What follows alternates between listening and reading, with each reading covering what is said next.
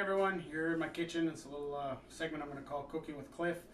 Today's not really cooking, it's more making of a novelty treat. It's quick and easy today since Valentine's Day is just around the corner. We're going to make some Valentine's Day chocolates, which I thought I'd put out there for all my Facebook friends. You know, hopefully the fellas out there will make a little treat for their ladies. Maybe they're when they're not around, they can take a couple hours and make a couple chocolates for them. I'm sure they'd really appreciate it. Probably get yourself a little bit of loving that night if you do it successfully. You don't need anything fancy to wear. My apron's more of a novelty, but primarily you want to wear a hat. You want to make sure your hair's covered. You don't want to take any chance of any hairs down in the chocolates. I'm sure that's not going to go over well if they find a hair in their chocolate. So it's just a couple steps. Let's go through what we're going to need. Okay, here's our ingredients. We got some wafer chocolates. You can get these at the bulk barn. They're basically just little bits of chocolate. They come multiple colors, and since it's Valentine's Day, I picked up some pink and some red. I don't really have a measurement there. There's probably maybe 4 or 5 cups each.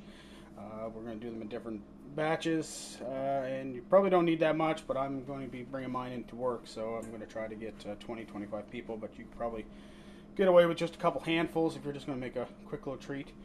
I'm going to make cookies and cream for my chocolates. So here's the cream and here's the cookies, which again, I got these at Bulk Barn. They're just grind up cookie crumbs. You could probably make your own if you want, but a whole lot easier for me just to buy some. Not going to use that much. You only need really a few tablespoons, but sometimes at Bulk Barn I get a little overzealous. You're going to need some molds. Here's the molds. Again, you can get these at Bulk Barn. They're about $3.50 or so each, and I got multiple ones here. I got a bunch from previous years, and this is my newest one. If you going to buy any that are lollipop style, as you can see a little lip there for the lollipop, then you're going to need some sticks. So I got some sticks, some leftover sticks, so I'm going to use these up this year and get them out of the way. I'm not too big of a fan of them. I like the little pieces, but I do have some that have sticks, so I'm going to try to use those up this year. As for equipment, you're going to need some bowls. I've got some variety of bowls here. You can use metal, you can use glass. I prefer glass because once it's in the pot, then you can see down inside and see how much water you have there and how much you may need, but you can certainly use the metal. So there you go. You're going to need a pot, as I kind of skipped to. Doesn't have to be that big. You're going to want to do these in batches unless you have a whole bunch of molds and have the time to make your whole batch at once, and you're probably going to do a little bit at a time. Biggest thing with chocolate is you do not want the chocolate to get in contact with water. So with the molds, the big thing there is you want to make sure your molds are dry and no water on them. So where this may make sense for a double boiler, just because it kind of sits in the pot nice and easy, that there would allow water to get into your chocolate, and then it seizes up like a little bit of like a cement, and it's basically garbage. So best thing to do would be to take the bigger guy and have that much area for the steam to get away. As for utensils, you can use a spoon. Since the chocolate tends to kind of clump up or stick to the utensil, I prefer to use a spatula because I find it can get into the grooves and just kind of scrape away at the chocolate so you can get as much of it melted as possible. You're going to need a cookie sheet. This will be where you're going to put the chocolates after they've cooled, because if you're like me, you're going to have to use your molds a few times. So it's just an ordinary cookie sheet. As you can see, it's well seasoned. This is, believe it or not, clean.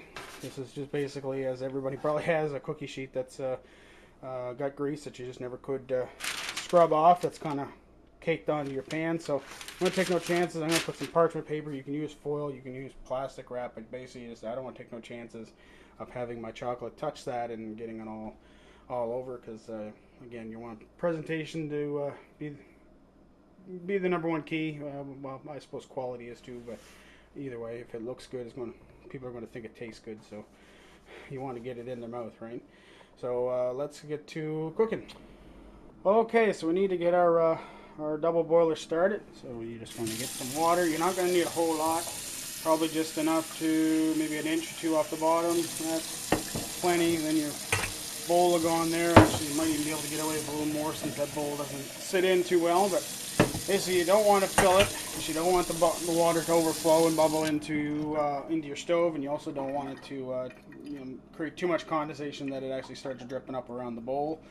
So you just want to couple inches in the bottom, and there your bowl will sit on top, and you're going to create yourself a double boiler. Okay, first and foremost, we need to situate the fridge.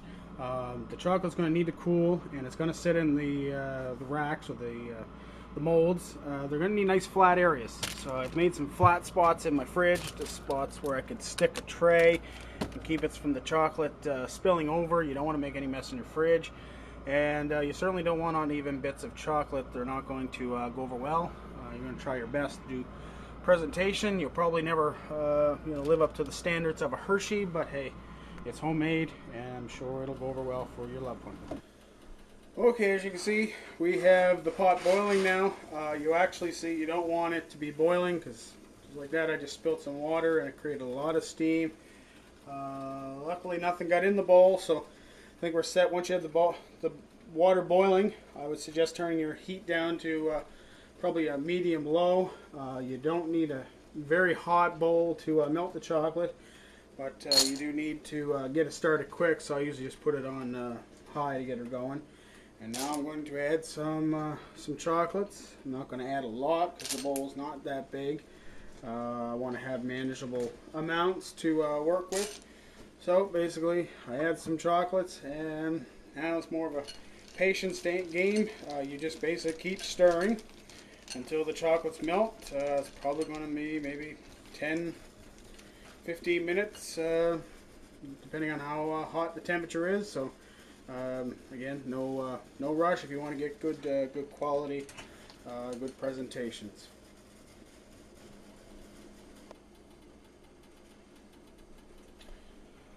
Okay, as you can see, the chocolate's melting down pretty nicely now. Still some chunks in there. You'd be surprised how much it melts down, how small it gets. I've actually added another handful since the initial start. I'm probably going to add a little bit more. I got quite a few molds, so I could probably get away with making a good amount. But basically, you just want to keep adding chocolate to it till you have a manageable amount. You want to get it down to a nice silky smooth texture. So we're still probably a couple minutes away. So I'm just going to keep stirring and make sure that I don't run out of water, which I should be good for a while. And definitely make sure that none of the water gets in my chocolate.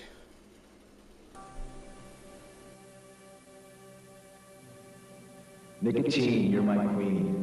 You're my beauty girl magazine. Expensive love it may be, but I'm happy as you can see. Do you remember how we met? Do you remember playing hard to get? I followed you around for quite a while, until the day I saw your smile. But that was then, and now I know it wasn't for real, it was just a show. All that love you made me feel never did show your heart of steel. So today I die and finally realize that all your love was just a disguise. You were never my lovely queen. I was your slave, nicotine.